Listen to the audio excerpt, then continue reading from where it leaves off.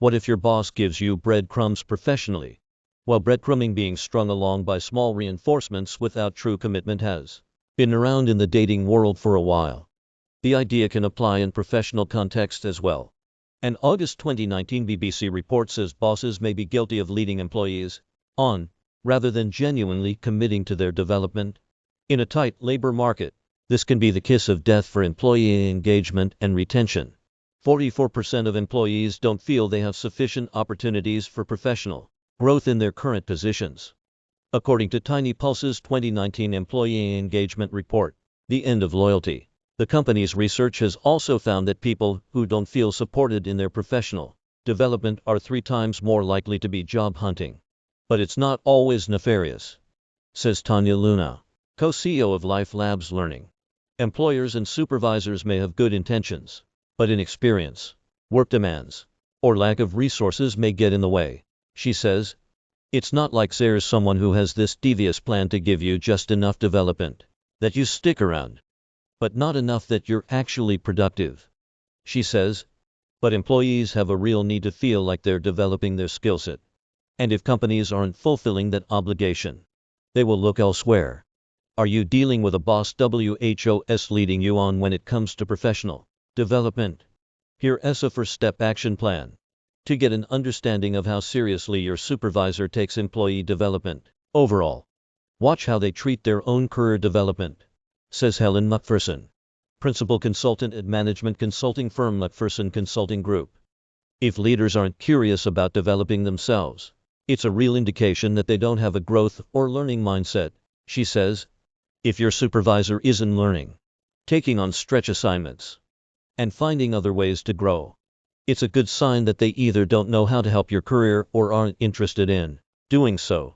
Among leaders who actually carry out development activities, Rachel Cooke, founder and CEO of leadership consulting firm Led Above Noise, makes the distinction between a compliant and an engaged leader.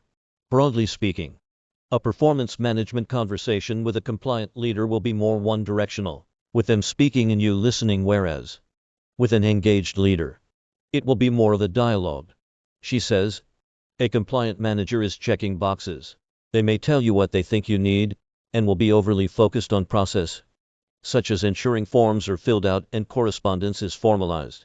An engaged manager will be more focused on what your goals are and work with you to find an individualized approach to development that will benefit both you and the company.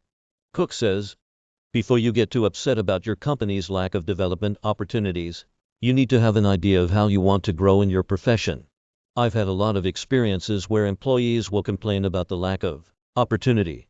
And yet when you push them and say, well, what have you asked for? What have you told your leader you're aspiring to? You kind of get a blank stare. Cooke says, you don't have to have a 5-year plan, but you should have a clear idea of where you want to go and what you need to develop to get there. She says, how you proceed here depends on your manager and organization. In some cases, development is part of the culture, and both organizational leadership and managers take responsibility for it. In others, the employee may need to take matters into their own hands. Either way, you can't be passive. Luna says, you've got to be constantly thinking of yourself as almost like this entrepreneur.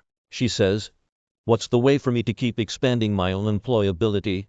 Successful professional development requires regular communication between employers and employees.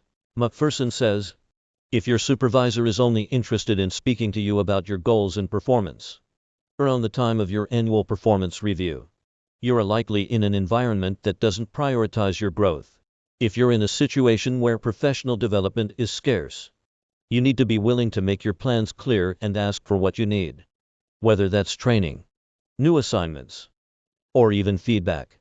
Cooke says, doing so requires saying, hey, leader, I want to get to this role in the next 3 years, and you have a better vantage point than I do as far as what it takes. Can you help me to understand what I need to do? She says, being passive will simply cause your own opportunities to languish.